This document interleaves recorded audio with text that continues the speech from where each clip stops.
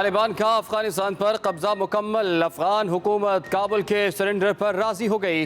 Afghan media کے مطابق طالبان کے اقتدار کی منتقلی معاہدے پر کابل کے صدارتی محل میں مذاکرات۔ عبداللہ معاملے میں ثالث کا کردار ادا کر رہے ہیں۔ افغان وزیر داخلہ کہتے ہیں کابل پر حملہ نہ کرنے کا معاہدہ طے پا گیا، اقتدار پرامن طور پر عبوری حکومت کے حوالے کیا جائے گا۔ علی احمد جلالی کو نئی عبوری حکومت کا سربراہ مقرر کیا جائے گا۔ علی احمد جلالی 2003 سے 2005 تک افغانستان کے وزیر داخلہ رہ چکے ہیں۔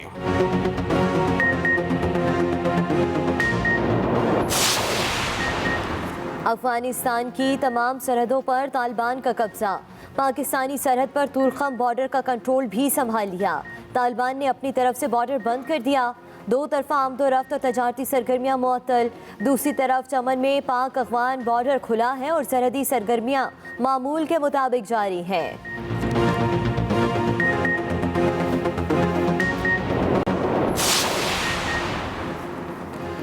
افغانستان میں صورتحال تیزی سے تبدیل ہو رہی ہے۔ پاکستانی سفارتخانہ بند کرنے کے حوالے سے کوئی فیصلہ نہیں کیا۔ ترجمان دفتر خارجہ کا رد عمل زاہد حفیظ کہتے ہیں کہ صورتحال کا بغور جائزہ لے رہے ہیں۔ پاکستان کو صورتحال پر تشویش ہے، مسئلے کے حل کے لیے سفارتی کوششیں جاری رہنی چاہیے۔ کوشش ہے کہ افغانستان میں کوئی انسانی المیہ پیدا نہ ہو۔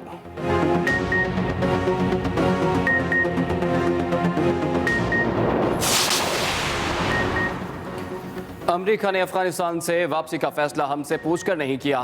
امریکی فیصلے کے اثرات کا سامنا ہمیں کرنا پڑ رہا ہے۔ وفاقی وزیر اطلاعات فواد چودھری کی میڈیا سے گفتگو۔ فواد چودھری نے کہا کہ افغانستان کی صورتحال کا ہر لمحہ جائزہ لے رہے ہیں۔ ہمیں اپنے زمینی حقائق اور حالات کو دیکھ کر فیصلے کرنا ہوں گے۔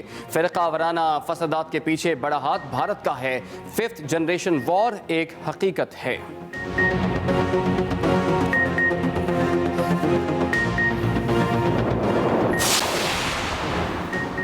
کشمیر پاکستان کے بغیر اور پاکستان کشمیر کے بغیر مکمل نہیں ہو سکتا۔ وزیر اعلیٰ پنجاب عثمان بزدار کا کشمیریوں سے اظہار یکجہتی، کہا مقبوضہ جموں کشمیر کے عوام بھارتی یوم آزادی پر یوم سیاہ منا رہے ہیں۔ مودی سرکار کو نہتے کشمیری عوام پر ڈھائے جانے والے مظالم کا حساب دینا ہوگا۔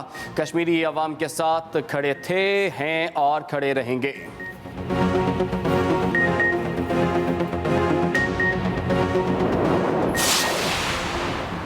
لاہور کا لارڈ میئر کون ہوگا؟ پی ٹی آئی نے آئندہ بلدیاتی انتخابات اور لاہور کا مارکہ سر کرنے کے لیے مشاورت شروع کر دی۔ وزیر بلدیات پنجاب میاں محمود الرشید متحرک، وفاقی وزیر حماد حضر کو لاہور میں پی ٹی آئی کا امیدوار بنانے پر غور۔ صوبائی وزیر میاں اسلم اقبال اور vice chairman L D A S M Imran کے ناموں پر بھی مشاورت۔ پارٹی تنظیم اور حکومتی شخصیات کی مشاورت کے بعد حتمی نام کی منظوری وزیر اعظم دیں گے۔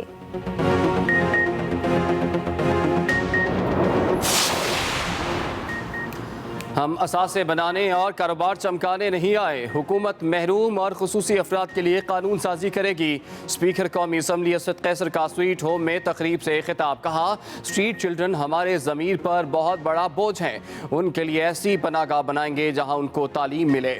عوام عدم اعتماد کی وجہ سے ٹیکس نہیں دیتے۔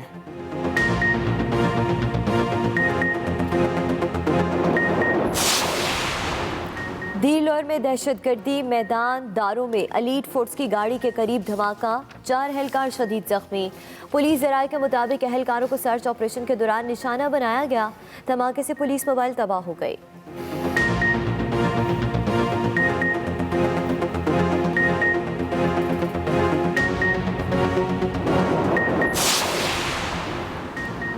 پاکستان کسان اتحاد کا شوگر ملوں پر جرمانے کا خیر مقدم۔ کسان اتحاد کے نمائندگان کی لاہور پریس کلب میں نیوز کانفرنس۔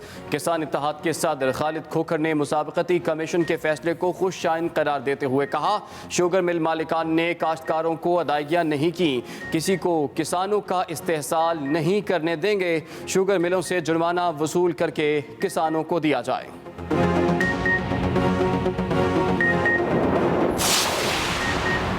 موسمیاتی تبدیلیوں کا مقابلہ کرنے کے لیے شجرکاری ضروری ہے۔ وزیر خارجہ شاہ محمود قریشی کی ملتان میں میڈیا سے گفتگو، کہا وزیر اعظم نے لوگوں کو ماحولیات سے آگاہ کیا۔ آج پوری دنیا میں ماحولیاتی تبدیلیوں کی بات ہو رہی ہے، ماحولیاتی تبدیلیوں بارے اقدامات نہ کیے تو مضر اثرات برآمد ہوں گے۔ وزیر خارجہ کی کامیاب شجرکاری مہم پر مقامی انتظامیہ کی تعریف۔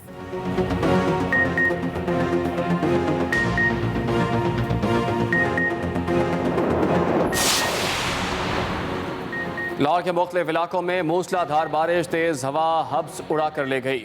موسم خوشگوار ہو گیا۔ ادھر خیبر پختونخوا کے شہر مردان میں تیز آندھی کے بعد بارش، ندی نالے پانی سے بھر گئے، نشیبی علاقے زیر آب آ گئے۔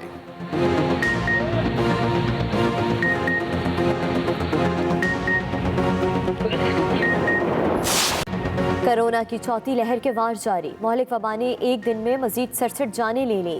24 گھنٹے کے دوران 54,204 کرونا ٹیسٹ کیے گئے، 3,711 مثبت کیس نکلے۔ ٹیسٹ مثبت آنے کی شرح 6.8% رہی۔ ادھر راولپنڈی کے مزید 6 علاقوں میں اسمارٹ لاک ڈاؤن نافذ کر دیا گیا۔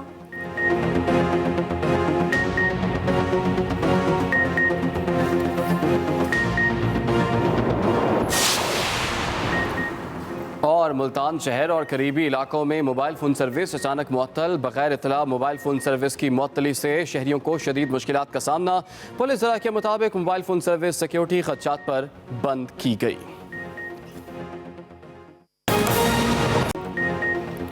السلام علیکم، ایکسپریس نیوز کے ساتھ میں ہوں عمران ثناءاللہ اور میں ہوں صدف دورانی۔ ہیڈ لائنز آپ نے جانی، خبروں کی تفصیل ایک بریک کے بعد۔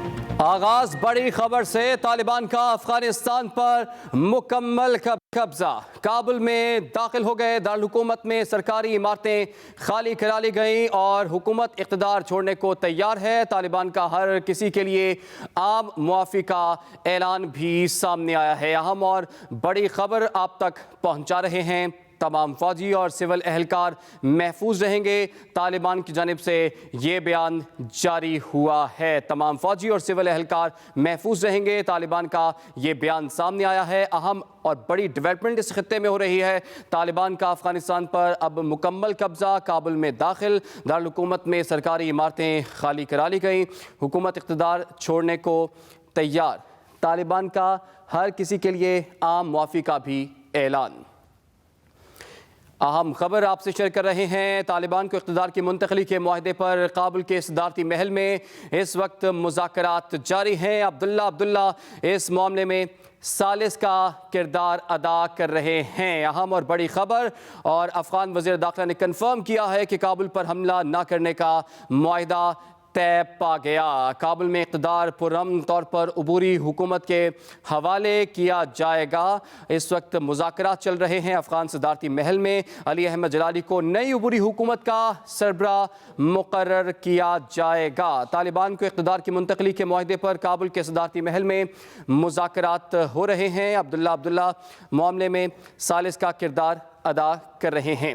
اسی پر بات کریں گے، ہمیں جوائن کی بیورو چیف اسلام آباد عامر الیاس رانا نے، اس کے ساتھ ساتھ بیورو چیف خیبر پختونخوا جمشید باغوان نے بھی ہمیں جوائن کر لیا ہے، اور رحمان اظہر نے بھی ہمیں جوائن کر لیا۔ سب سے پہلے عامر الیاس رانا صاحب، میں اب آپ کی جانب آؤں گا۔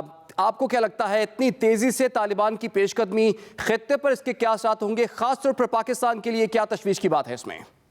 دیکھیں، ظاہر ہے کہ پاکستان اس معاملے میں ہر طرح سے پاکستان کو رگڑنے کی کوشش کی جا رہی ہے، اسکیپ گوٹ قربانی کا بکرا بنانے کی کوشش کی جا رہی ہے کہ امریکیوں کو اپنی شکست ان کی اپنی پالیسیوں سے ہوئی اور اب وہ ملبہ پاکستان پہ ڈالنا چاہتے ہیں۔ اسی طرح مغربی قوتیں ہیں، اور جو افغان حکومت ہے وہ شروع دن سے پاکستان سے ہیلپ بھی لیتی رہی اور پھر پاکستان کے خلاف بولتی بھی رہی۔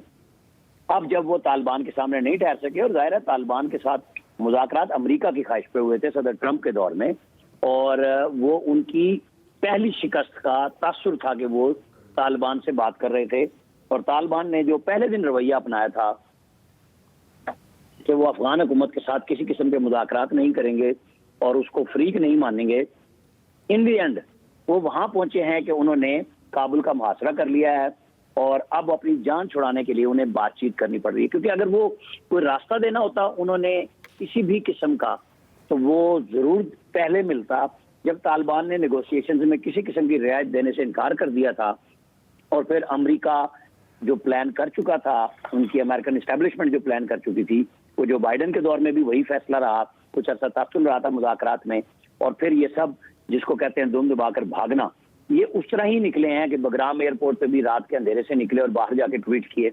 تو اس کے بعد امریکن انتظامیہ کی طرف سے آیا کہ شاید 2 ماہ لگیں گے۔ جب وہ 2 ماہ کہہ رہے تھے، آج سے 2-3 دن پہلے، تو سب یہی سمجھ رہے تھے کہ بس کہانی ختم، اور کہانی افغان حکومت کی اب ختم ہو چکی ہے۔ یہ مذاکرات کریں یا نہ کریں، انہوں نے اپنا فیصلہ دے دیا ہے کہ ہم لڑائی نہیں چاہتے، سب کو امان دیں گے، چاہے وہ افغان ملٹری ہو، سول لوگ ہوں، عام لوگ ہوں، کہ سب کے لیے معافی کا اعلان ہے کہ جو ان کو تسلیم کریں گے ان کو کچھ نہیں کہا جائے گا۔ تو حکومت تو فعال کر گئی، اب اپنے ہی محلوں میں صدارتی پیلس کے اندر وہ محاصرے میں موجود ہے، بات چیت عبداللہ کریں یا کوئی کرے، طالبان نے اپنا کام کلیئر کٹ کر دیا ہے، کہہ دیا ہے، اور اس پہ وہ عمل درآمد کے لیے کابل کا محاصرہ کر کے اس لیے بیٹھے ہوئے ہیں کہ یہ لوگ خود چھوڑ دیں، تاکہ کل کو افغان جو امارت اسلامی وہ اپنا نام دیتے ہیں، جو پہلے بھی رہی، کہ اس کو دنیا تسلیم بھی کرے اور بات چیت بھی کرے۔